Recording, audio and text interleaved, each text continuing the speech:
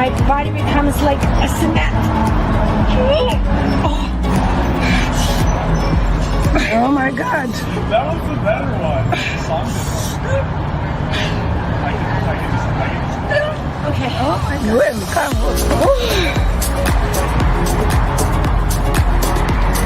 It's like magic. Literally like magic.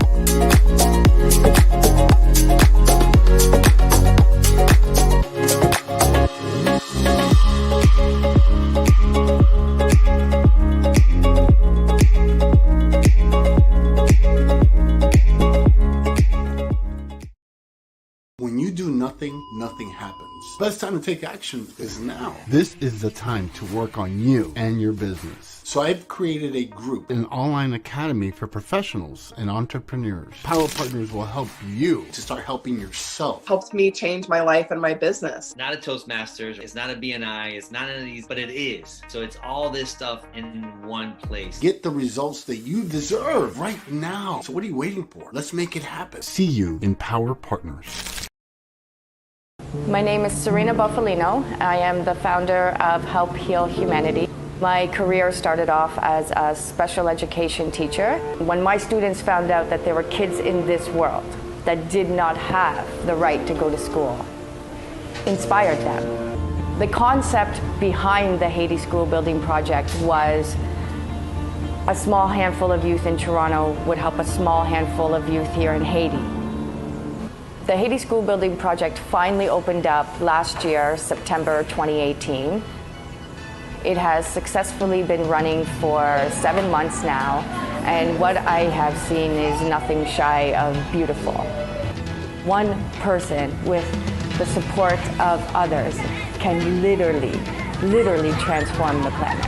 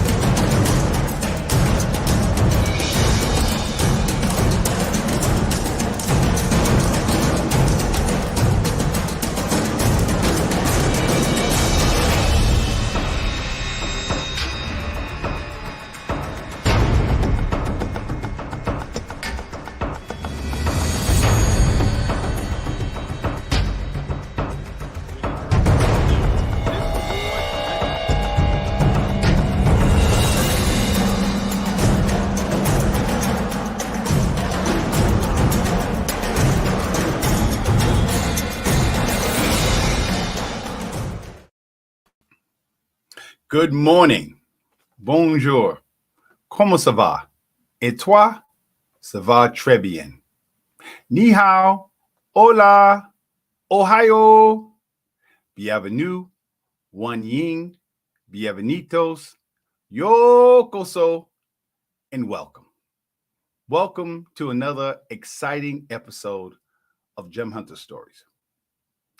Each week, I truly have the honor of coming into your home and taking you on a journey to places you've never been before, to hear stories you've never heard before.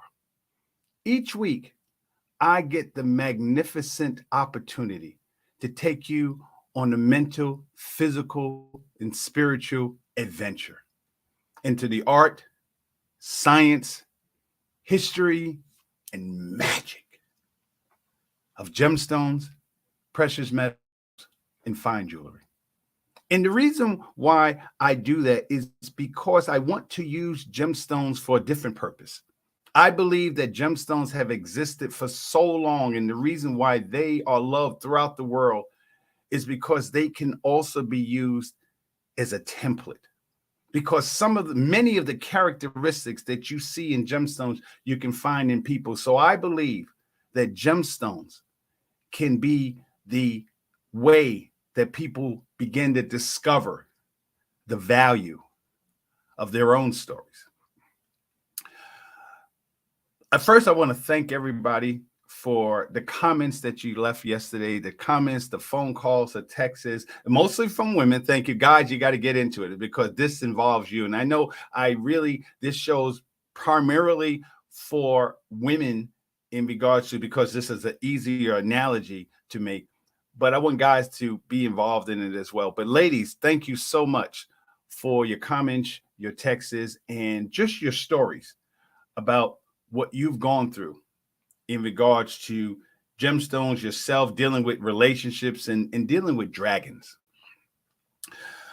I titled this show Dragons, Gemstones, and Relationships. And the reason why it's important is because I want people to understand the significance of it. I want people to understand how it all comes together, because as I tell you each and every week, that the primary thing about this show is value. That's what I teach, value. And when you begin to understand the power of stories, what you can do when you hear a story, when you use stories in your life, and hopefully by now you've come to understand the thing that I say all the time. It is, in fact, I want that on my tombstone, that nothing has value without a story. Nothing has value without a story. So, and I think emeralds really, of all the gemstones, I think emeralds really exemplify what I mean when I talk about the distance between what a story is and value. Because when you think about what an emerald is, those of you who are born in May, again, happy birthday.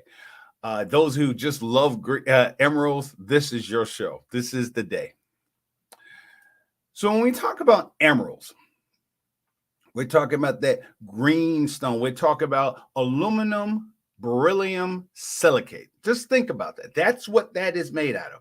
Aluminum, beryllium, silicate. And it's not that aluminum is necessarily rare. I think aluminum is number 3 or 4 in regards to the most abundant elements on Earth. We know that silicate is sand.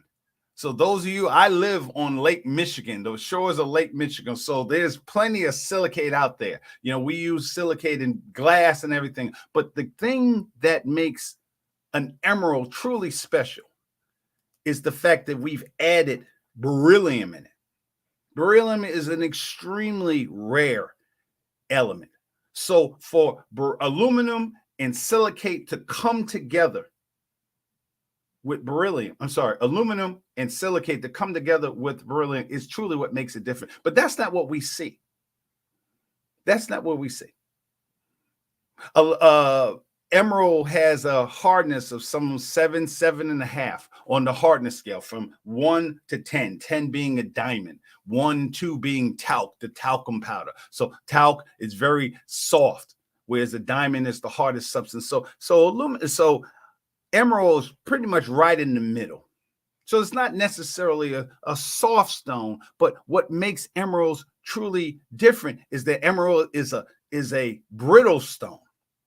If you look at this piece, you see how the setting protects the outside of the bone, because aluminum, emeralds will break. They will break. They cannot take a whole lot of heat. Never, if you have an emerald ring, never put it in a heat solution or one of those heat baths that you see in a jewelry store, because it could not only crack the stone, but it can also lose the color because of what they have to do to make an emerald special. When you look at an emerald, you don't see the same things that the Incas saw. You see that light coming from it. That's what the Incas thought were there, and the Aztecs thought that there were gods inside. Their gods lived in that. So when you buy an emerald ring, you don't see that.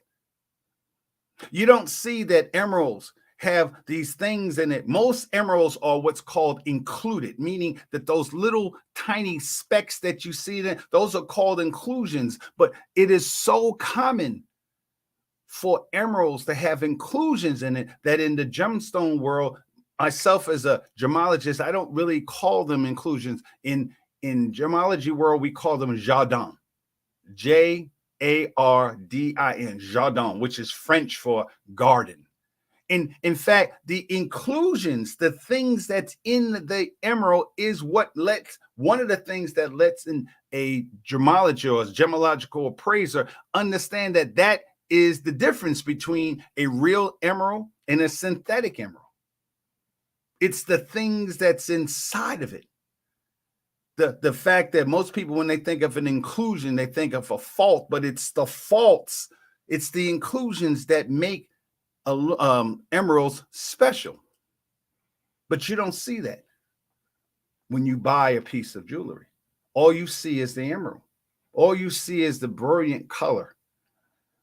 Is this emerald? This is an extremely fine emerald, and you can still see some of the, look close enough, you can see some of the inclusions where, unlike its sister stone, or not the sister stone, aquamarine doesn't have those type of inclusions. But yet aquamarine is not valued at the same level as an emerald. Both of them are aluminum, beryllium silicate, but an aquamarine, because it doesn't have those inclusions, it doesn't have that color, it's not the same value. But we don't think about that. When we see an emerald, all we see is this green stone that's beautiful. We don't understand the process that it took to get there.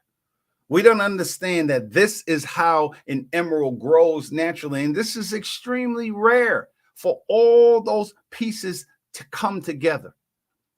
For the things that make an emerald special, the thing that makes an emerald rare is the fact of its rarity. Remember the 5 elements of what makes a gemstone rarity and beauty, durability, desirability, and of course value. But we don't think about that when we buy an emerald. All we see is the green. All we see is the jewelry. All we do is imagine it on our hands, and we don't understand the history of it.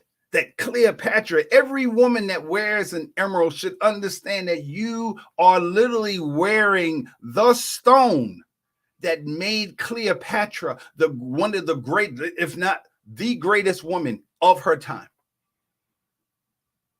Cleopatra's whole identity, who she was, started with the fact that she owned emerald mines. I can't, every time I think about it, every time I praise an emerald, I literally am holding the spirit of Cleopatra in my hand, and I can't help but think about how Cleopatra, when she was rolled up in that carpet, being delivered to Julius Caesar, and when her servant unwrapped the carpet and she rolled out of it, all I think of her saying is voila.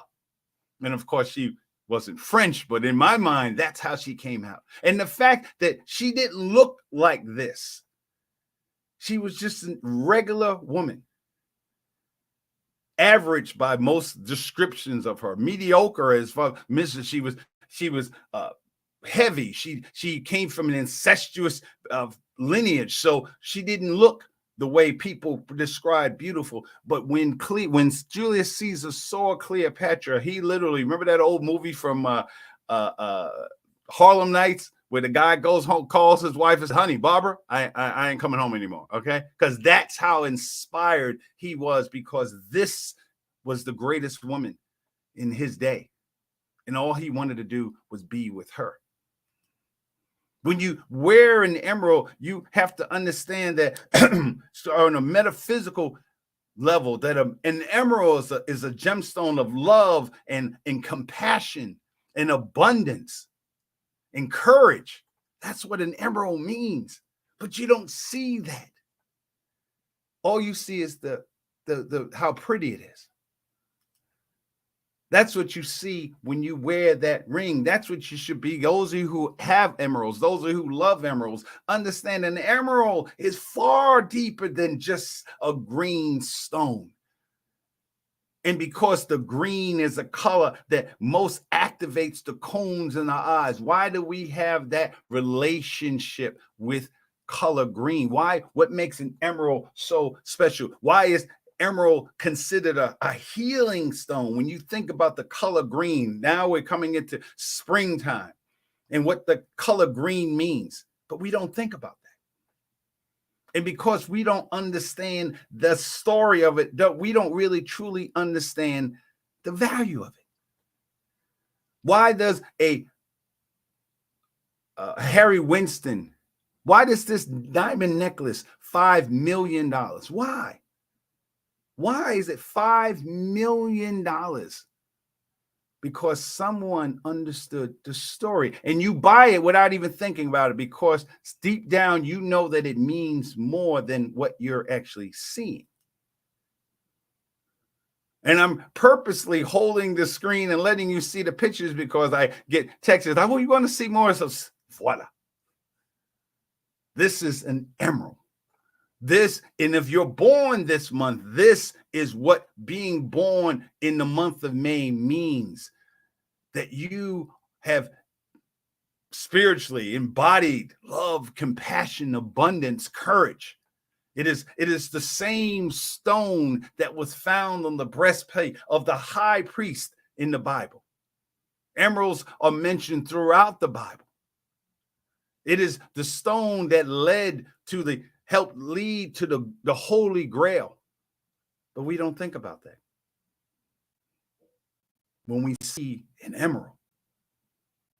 Emerald literally means, in Greek, it actually means just green stone. So many years people would just make any green stone saying emerald, but that's not true. That's not what it is. When you see an emerald, look at this. Look at the slight inclusions, but yet if your husband, your partner brought this gemstone home, if you bought this for yourself, you wouldn't say to yourself, oh, what's those spots in it? You would be captivated by the color, by the shape, by the way, the haunting transparency of it, the way the color just resonates inside of you, in your mind. You see it, you feel it. Wearing that on you, you feel the energy of that. You don't think about that it comes from a place like this. You don't think about that.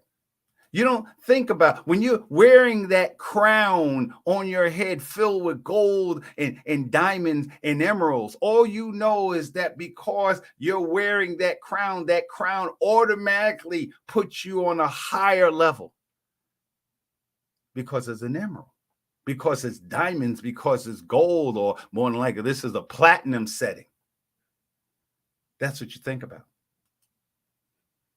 You don't see the significance of it because you don't understand. You don't understand the significance of it. Why? Because you don't understand the story. You don't understand what it took to make that. As someone who appraises gemstones, I have to understand the story of it. And I began to think when I first started in gemology, how those things, same principles can be applied to people. And in this case, dragons. When we think of dragons, what do we normally think of? We think of the dragons that we see on television. We think of the horrible dragons that bring nothing but death and destruction. One of my viewers told me just yesterday, "Oh, I hate dragons. I hate dragons." Why? Why? Dragons, there were all kinds of different dragons. They were good dragons. And remember a few episodes ago, we talked about the difference between a good queen and a bad queen. Good diamonds and bad diamonds. Well, the dragons are the same thing. And you think about dragons. This is an underground. This was called a cobalt dragon. A cobalt dragon was a dragon that literally lived underground, lived in caves. That was he's a metallic dragon. That means that despite the fact that he lives in a cave, he lives in the hood of the earth, he still was a good dragon. There were ways that he helped people, according to myth, that was a cobalt dragon. We have copper dragons. We have dragons that were mythical dragons that lived in the more higher levels of the different planes of the universe, a spiritual dragon. Then we have the dragons that fought with man, sometimes on the good side of man, sometimes on the bad side of man. We have dragons that were, as I told you yesterday, dragons were female and male. And most time, unless they had identifying marks, unless you understood what a dragon was, you wouldn't know whether or not that dragon was a male or female. And some of the greatest dragons were female, and some of the greatest dragons were also male. And so, let me say, some of the greatest dragons were for women, and some of the greatest, most horrible dragons were also female. We had dragons riders that allowed people to ride them, and they fought with them. Then we had fun dragons like Toothless. One of my viewers said, "Oh, I know Toothless. My son watches it all the time." So for many kids, their first understanding for Bryson, my 9-year-old nephew, he loves Toothless. My Gianna, who's 7 actually, 7 going on 40, so I forget her age, but she loves Toothless. But Bryson, the 9-year-old, he has Toothless models because he loves when he speaks of Toothless, he loves his power. He loves the fact that he's fun, but yet he was a night fury, one of the last of his kind. And if you watch the movie, Toothless was damaged. Toothless had something he had to have. His owner had to make his rider had to make that special thing on his tail. And it wasn't, you follow the How to Train a Dragon Toothless, because Toothless was by himself. He was the last of his kind. He wasn't aware of other dragons. He had to learn who he was, but yet he was a dragon. We have beautiful Asian dragons that were more like serpents than dragons, what we normally think of dragons. And in the Asian culture, dragons were beautiful. Dragons gave life. Dragons gave wisdom. They helped people. Golden dragons. In 2 years, we will celebrate the year of the dragon, 2024. But those are the things that we don't think about when we think about dragons. So to the point where we say to ourselves, oh, well, especially those of us who are easily, if you don't see it, it doesn't exist. Value, lots of times for many people, it's just stuff you have to literally see something in order for it to exist. So it's easy to dismiss something as just, well, that's a myth. That's a myth. That's a story. And as I told you yesterday, there was once upon a time something called passenger pigeons. A bird that had 16 inches in length. They traveled at 62 miles per hour. Think about it. 62 miles an hour, something that's 16 inches in length, weighing somewhere to 2 to 5 pounds. And there were billions of them, 3 to 5 billions of them, the most abundant bird probably in the world, all the world. In fact, the passenger pigeons by themselves represent almost 1/4 of all the birds that exist in the world today. They had a range of most of the United States, and yet they're gone. There is no more passenger pigeon. This pigeon was named Martha. She died September 1st, 1914, in a zoo in Cincinnati. And Cincinnati, in fact, the state of Ohio literally had a reward, a $20,000 reward for anyone who can find a mate for Martha. And yet here is a bird that was at one point in time 3 to 5 billion birds that you could just literally shoot them. You could throw a stick and kill passenger pigeons and eat them. There was a whole passenger pigeon trade at one point in the 17th, 18th century, even the 19th century. And yet they're gone. So dragons. I told you yesterday that dragons had all the traits, or different traits from many different areas, but the main things that a dragon did was hoard. They hoarded, and they spoke, some of them. When you follow them, some of them spoke. They spoke the different languages, human languages, so they were intelligent enough to speak to people. Some of the things they said were positive, and some of the things they said was negative. They hoarded diamonds, rubies, amethysts, and of course emeralds. They loved them. And when they hoarded them, they hoarded them because they believed that was something that they needed to have, that it belonged to them. They had a sense, many of them had a sense of entitlement. And what I want you to start doing now is start to understand and see the connections, because that's what stories do. Stories teach you the connections, how something that has nothing, it seems like it has nothing to do with you directly or indirectly, has everything to do with you.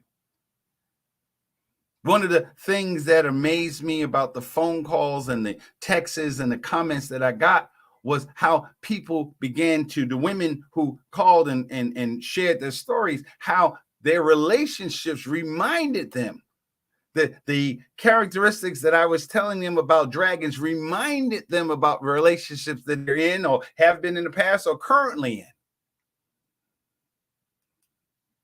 I told you yesterday that if you're following the stories, if you understand, if you're a person, a spiritual person, if you're a person who understands metaphysics or believes in metaphysics, then you understand that there were different types of dragons. There were elemental dragons, fire, earth, water, lightning, and thunder dragons, light dragons. That was prismatic, meaning that their energy broke the waves of light into different levels. And then there were shadow dragons that were just inherently evil. So when you define a dragon, you can't just say there's one type of dragon. You can't just say that there's one type of gemstone. You can't say that there's one type of emerald. Now go ahead and make the analogy, extrapolate that to people. I told you that dragons, the whole concept of dragons is ancient from the beginning of time. It is the oldest deity. in the mythological world. Look at the travels. And man started from Africa. Look at the travel, the movement. Look at the red arrows. So we went into India. We're talking about South Asia. We're talking about China, even Australia. So when you talk about the rainbow, African rainbow serpent, you're talking about an ancient concept. The Aborigine people, the Duba people in Africa still believe and still make ceremonies for the African rainbow serpent today. It can be found in China. It can be found in the Aborigine, even people in the Aborigine people, the tribes, the nations. Many of them had no concept of Western, of the white man, or Western people, Europeans, until much, much later, 18th century. But yet, this is why they believe. So the question is why, how you begin to understand the power of stories when you ask yourself, how is something, whether it be emeralds, whether it be dragons, how is something that can be found in different places in the world, how does that same story exist for thousands of years? Thousands of years. We're talking 3,000-4,000 years later, we are still talking about and writing about not only just emeralds, but dragons. Dragons. Excuse me. Excuse me. Excuse me. Whew, wow. Sorry. This is a sculpture made in 2007. Ramul Hasamoy, 2007, made this sculpture representing the African rainbow serpent. This sits in the National Museum of African Art. And he put it there. He created this huge statue because of what it represents. So on the other side, when we come back, we're going to talk about how you can take those concepts, those images, and apply it to your life. So I'll see you on the other side.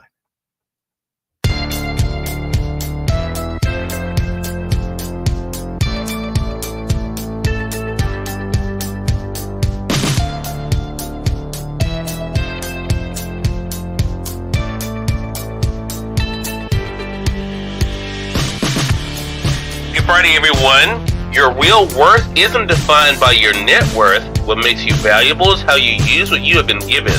All of us have gifts. Make sure you're making the most of yours. Have an amazing Friday.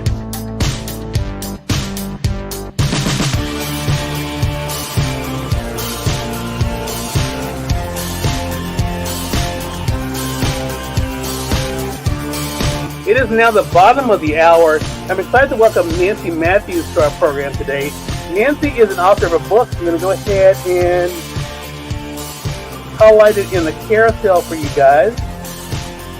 There it is, The One Philosophy. I want to talk to Nancy not only about the re-release of the book, but also what it's been like for her to share the message with all of you guys. Nancy, great to have you on with us. Hello, hello, hello. So happy to be here.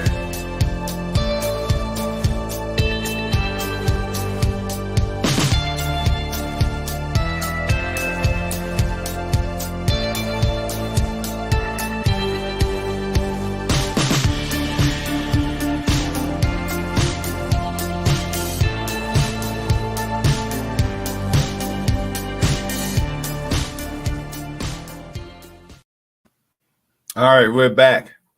And we're going to move this along because this is an extra short. So I wanted to give you, there was things that I wanted to talk about yesterday that I didn't get a chance to talk about just because of time. So we talked about the different types of dragons. We talked about Oriental dragons being more into literally healing and knowledge, and they were protectors of heaven.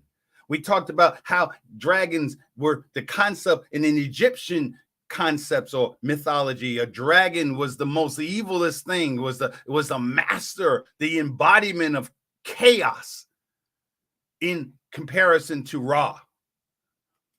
We talked about this being one of the greatest dragons of all time that was so powerful that and so huge and monstrous that it would die and literally flattened 3 mountain ranges. And we talked about chromatic dragons. And what I want you to understand is, as I talk about all the time, gem identification. What type of dragon is in your life?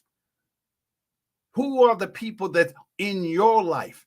And again, there's good dragons and there's bad dragons. What kind of dragon is in your life? What kind of dragon are you married to or dating? Gem identification. What type of thing that you are looking at, experiencing, living with? Again, I can't say as a gemologist, I can't say a gemstone is just emerald because it's green. I have to understand, where did it come from? Yeah, this is called a mercury dragon. A mercury dragon, which of course is the metallic dragon. The reason, if you know what mercury does to the human brains, one of the characteristics of a mercury dragon is that they were kind of crazy.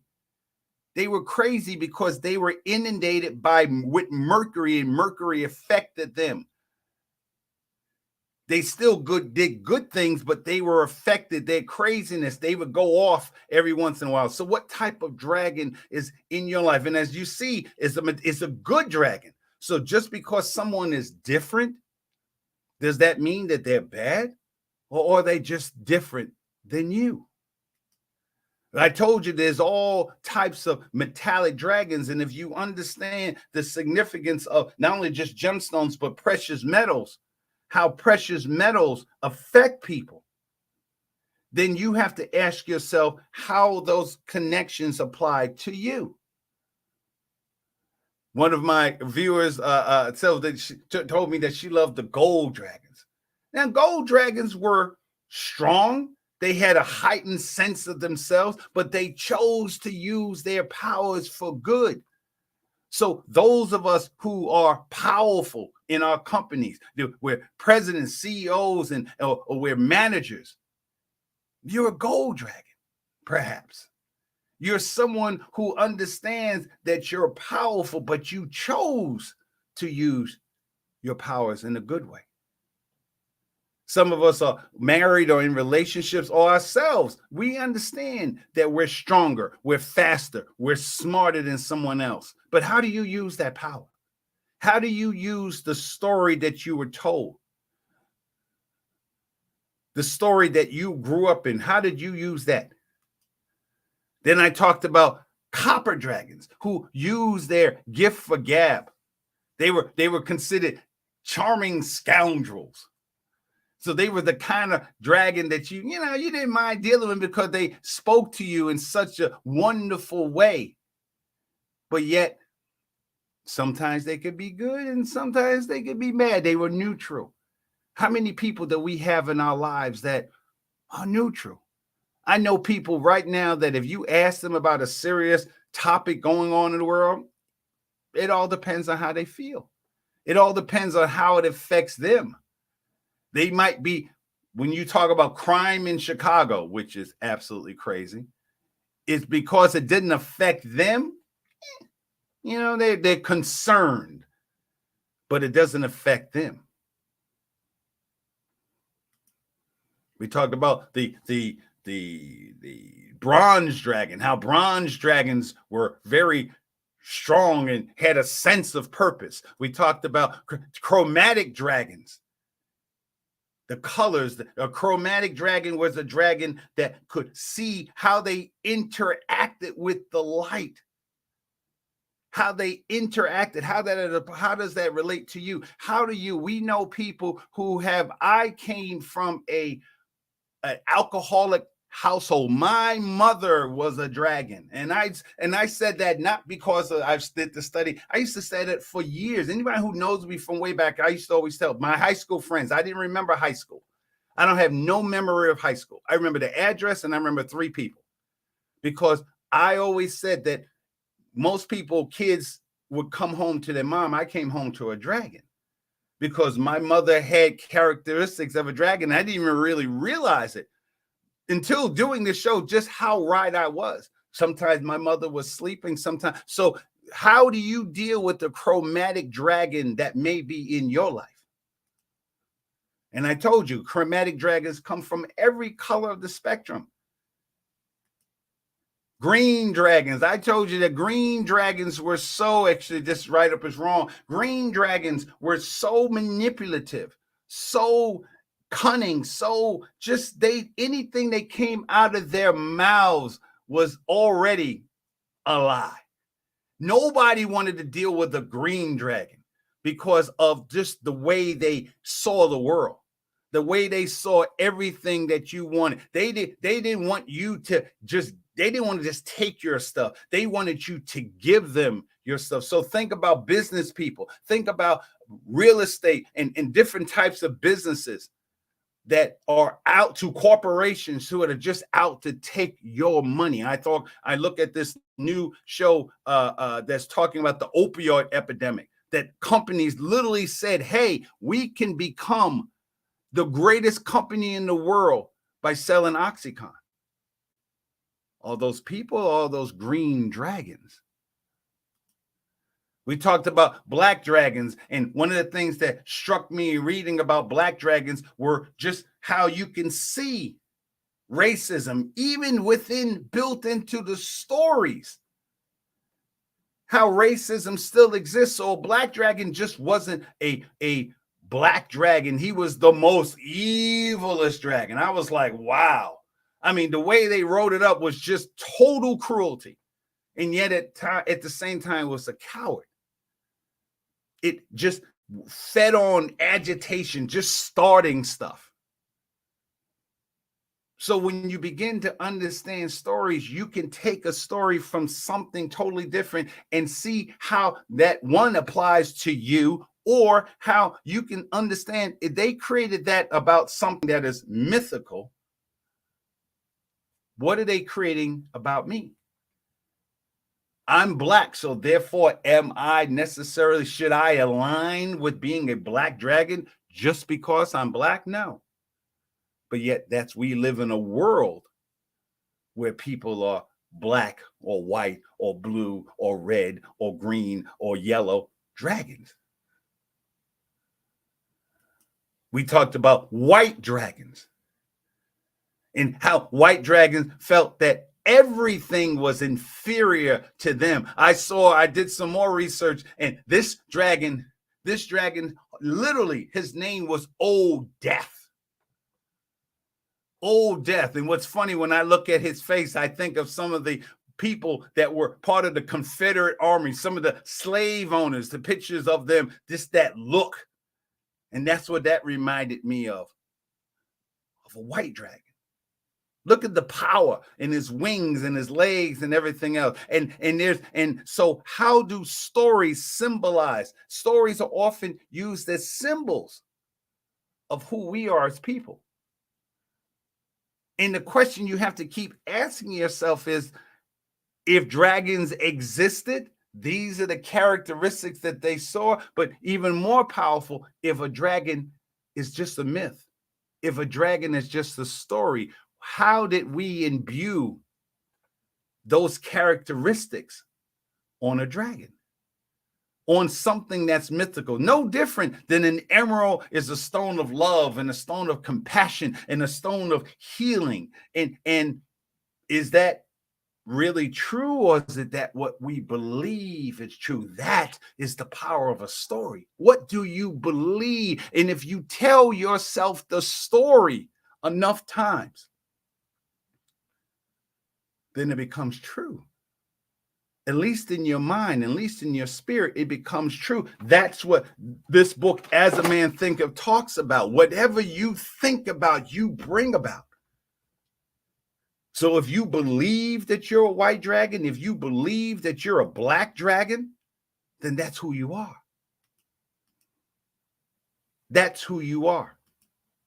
I talked about red dragons. Red dragons are the ones that we really know. Red dragons were just dragons of just death and destruction. I think about the crime that's going on all over the world. I think about Putin. Putin is a red dragon. I don't know if he started out like that, but he's a red. He embodies what a red dragon is today because he just decided that he was going to start a war. He just decided that he was going to kill and displace and destroy the lives of a whole entire country. This dragon here, a multi-headed dragon. This was a female. This was the queen of dragons called Tiamat or T-Mac. T-Mac was one of the most powerful female dragons, who was also considered a red dragon. Multiple heads of death and destruction. So ask yourself, is that you? Is that someone that you know that just happens to be female? This dragon was called Draganta. Draganta was, I think about people who are going through divorce, and no matter what you do, you can't get rid of that person. There's people saying, oh, it's preach to me right now. You can't get rid. Draganta was not only a dragon, a chromatic dragon, but you couldn't kill. He was killed and taken down to hell. No, I'm sorry. He was killed and then he was brought to hell, and then they tried to kill him again. And because he was killed in hell, he kept coming. You couldn't kill him. You couldn't take him away. He kept coming back to life. Those of us who are going through divorce, those of us that are in bad relationships, that's what you're dealing with. A chromatic dragon that cannot be killed. Or you have to find different ways to get rid of that type of dragon. And then we have Smog. Smog is the embodiment of all, to me, all the chromatic dragons. Not just because he was on TV, but when you watch The Hobbit, you see all the elements of what Smog was. Smog just wanted everything. He just wanted it because he wanted it. And it's an easy analogy to make when you understand that we live in a world that people just take what they take. How can't you not see the analogy between Smog and people that we deal with every day? People who it's just not enough. It's not enough. That we want you, we want what you got, we want what not only do you have now, we want what you're thinking about having. That's Smog. The thing about Smog sat on a tremendous whole entire mountain of gemstones. And when Frodo took one single cup of his entire treasure, what made Smog really special, or most dragons, if they have an insane sense of inventory. They know not only do they want everything, not only is it not enough, but they have a sense of inventory. So if you take a pin, just one single pin, a penny from a red dragon, they want it back. And they are incredibly insulted that you took something that didn't even belong to them, but you took back what either belonged to you or belonged to someone else. And that's a red dragon. And red dragons would talk to you. Smog would talk to you before he killed you. He wanted to have, he was so into himself, his ego. I told one of my viewers that when you talk about it and you hear the word narcissist, that, it's become very popular term that women will say, oh, you're a narcissist. You're a narcissist. Well, okay. What does that mean? What does that mean? What type of narcissist? Or are you a gold dragon when you have a sense of yourself? Or you're a red dragon who truly just wants everything and doesn't care anything about you? So today's show, what we're talking about is the connections between dragons, gemstones, and relationship, because it all comes together. Those stories came from somewhere. That's why, and the amazing thing is that they exist. They still exist thousands of years. Again, going back to that game I talked about, Pass the Story. How is it that you can, a lot of us work in offices.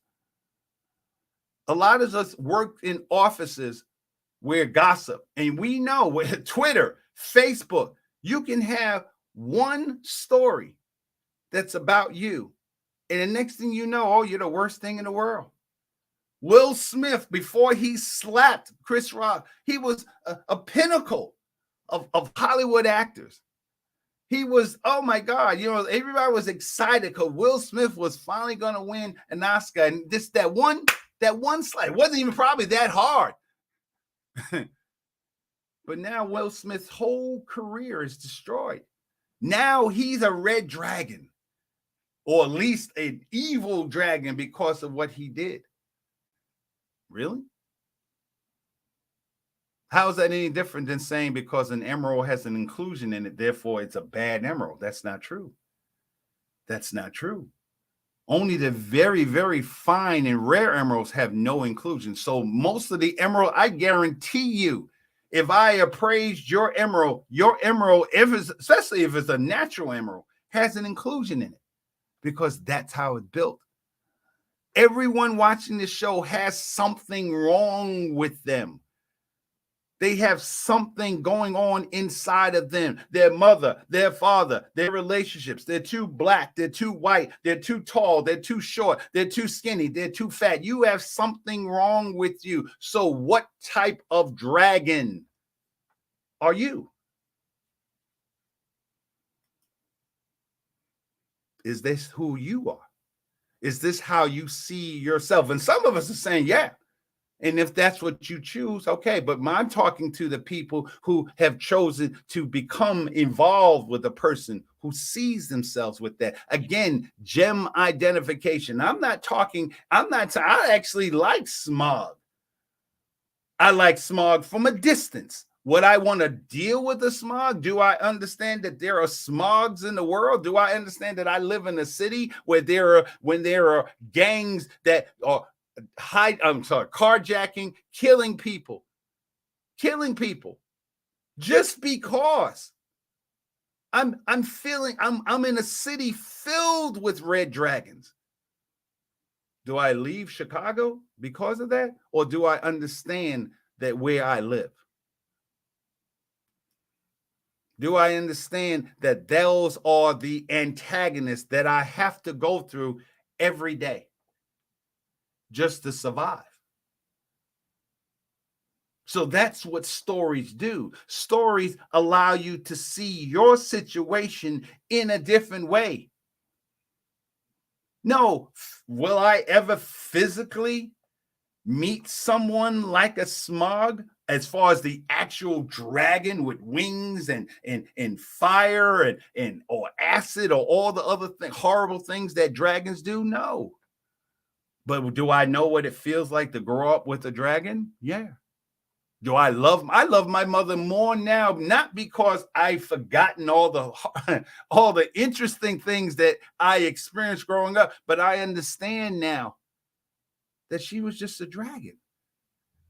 And she became a dragon because of the things that she went through in her life. That's when the healing process begins. When you begin to understand, not to make that person bad. I miss my mother more now than ever. I'm 61 and God, I wish I could talk to her. Now, would I expect her to be any less of a dragon? No.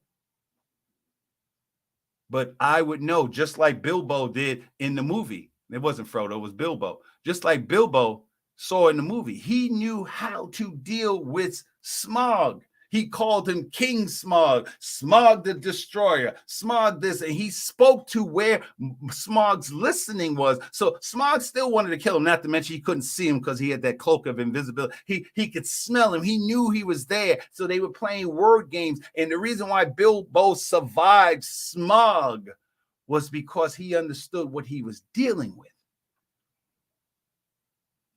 When you own an emerald, you understand that because that emerald's molecular structure is such that it is brittle, it can break. Therefore, you put it in a setting that protects that. You don't stop wearing the emerald. You just wear an emerald. You wear a setting that allows you to wear that emerald. So when you're in a relationship with someone, and I'm not even just talking about dating or marriage, just day-to-day relationships. Some of us are driving, we'll be driving home today or sitting in our offices, and some of you looking around like this. You should be working, but thank you for watching the show. But some of you are sitting around, looking around right now saying, oh my God, she's a dragon. Oh my God, I know he's a dragon. So the question is, you're not going to necessarily get rid of the dragon, but you have to understand that you're dealing with a dragon. You want to understand gem identification. What is it? What is it that you're dealing with? How do you care for an emerald? You don't put emerald in heat. It's sensitive to heat. You don't put an emerald in a hypersonic bath because most emeralds that you see are treated. They have to inject oil in them to give them that clear color. So if you put that in a hypersonic bath where there's vibrations and there's heat, you're going to not only open up the inclusions, the cracks possibly, or you're going to actually wash out the oil that's inside it. So therefore, it is an emerald. It is beautiful. It is made out of aluminum beryllium silicate, but yet it has to be cared for. I'm never going to forget the things that I grew up with in an alcoholic household.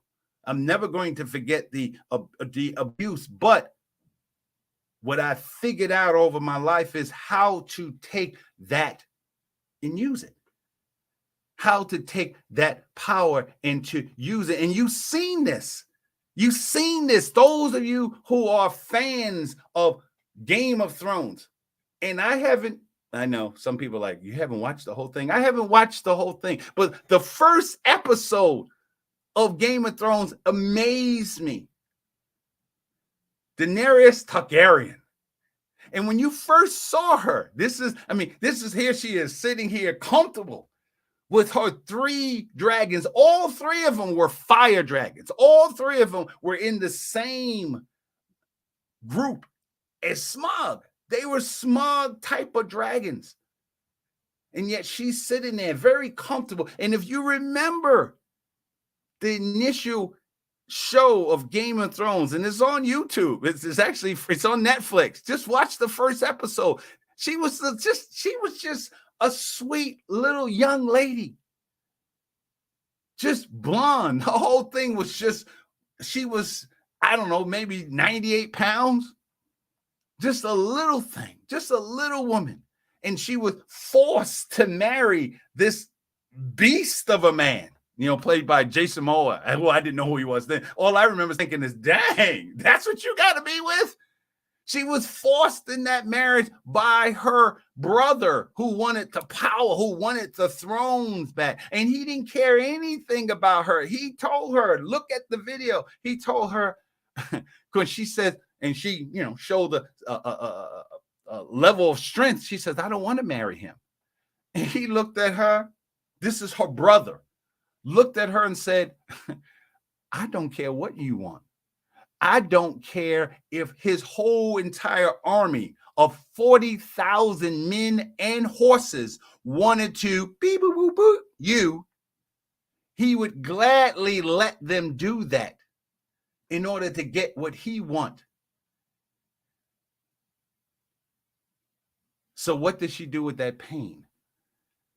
The next scene, they ride off in his horses. She couldn't communicate with him. She didn't say, they didn't speak the same language. And he just took her. He took her night after night, day after day. Some of us, a lot of the women who understand that level of abuse, and the men do too, it's just that we don't talk about it as much. We deal with constant abuse in our relationships. We deal with every day coming home to a dragon, coming home to someone who cares nothing about us. I know people who literally were married for 10 years, 20 years, where the first day of their marriage, their man told them, I don't love you. The first day, as they were driving off from the church, I don't love you. And yet she was with them for years. I don't say the names because the privacy, but those of you who are watching the show, those of you who told me those stories, thank you for sharing for those stories, which is the inspiration of this episode of the show. How do you deal with the dragon? So what Daenerys did was, this is the scene when she first got the dragon eggs, and in fact, they were supposed to be extinct, not extinct, but they thought that they were already dead eggs, that these were dragon eggs, but they were dead. They were fossils. And she looked at the dragon eggs, just the beauty of the outside of the shell. And she had 3 of them. And I never watched the episode of how they became. I heard that there was in a fire, and in that fire, that those eggs were incubated, a fire that she was supposed to die in. And from that heat, from that fire, from that exposure to something that damn near killed her, came not only her heightened sense of herself, became the dragons. I think of that one scene where she was supposed to surrender to 3 men who came there basically asking for her terms of surrender. And she was like, in just the most calmest voice ever, she was like, oh no, you're mistaken. I am sitting here waiting for you to surrender to me. And of course, men being the men, looking at this little woman saying, yeah, right, whatever. And then you hear, or whatever sound the dragon made. And they're looking around.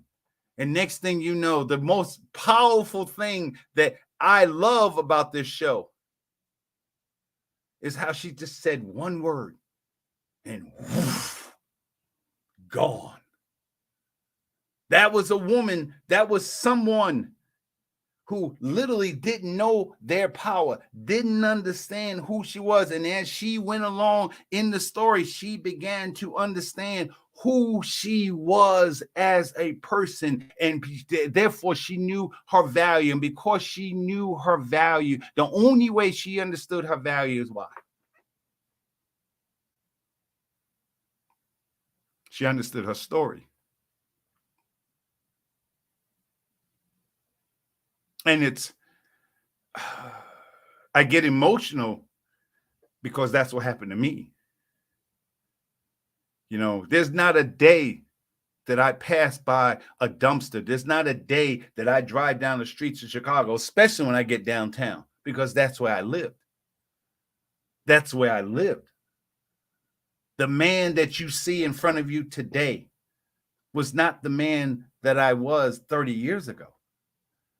The anger that I felt. I wasn't homeless, and I've said this before, and I'll say it again. I wasn't homeless because of alcohol. I wasn't homeless. I still don't really drink. A couple of drinks here and there, but nothing. I'm probably the only Marine in the Marine Corps who's never been drunk in his life. Not the only, but it's rare.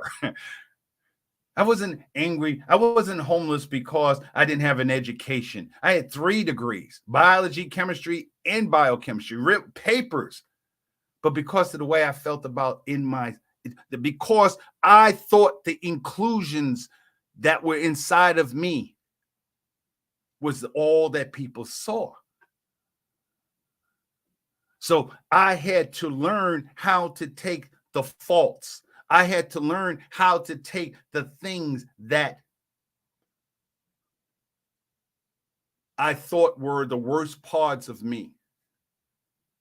The way I looked, having, as the kids tease me about, having no eyebrows. And some of y'all are like, oh my God, he really doesn't have any. I don't have any. I don't know what happened. I used to have eyebrows, but now I don't. You know, I didn't like my name, Barry, because every time living in New York, you know, Barry is a very common Jewish name. So the only time when people would say Barry, I'd turn around and be this little guy who was a nerd, you know, not to mention I was a nerd, but he would look like more of a nerd than me. When a yarmulke on, I'm like, oh my God, that's Barry. I didn't like any of that.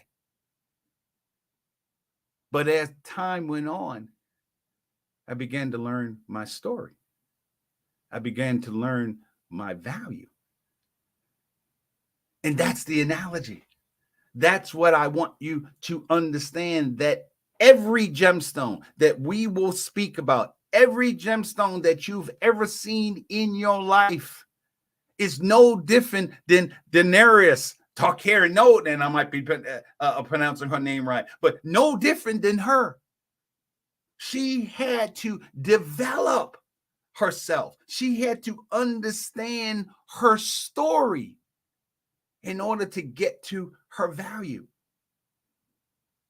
And what I'm saying today in this episode, all of us are dealing with dragons in our lives.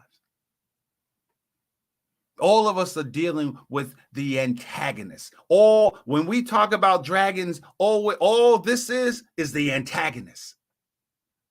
Is the thing that we have to overcome in order to discover the value of who we are. So I end the show today, as I ended each and every week, asking you to take a moment, take some time in your week to understand your inclusions. Like an emerald, you are an emerald. What are your inclusions? What are the things what are the faults? And see how those faults can helped you become the person you are. And when you begin to understand, discover your story, then you will understand your value. So again, my name is Barry B. Mixon. I am a gemological storyteller, and the only thing I want you to do each week, every day, is discover the value of your story. Thank you for coming today on this special episode. Please send me comments on what other things that you want me to talk about. And until then, I'll see you next week. Au revoir. Atatella. Bye-bye.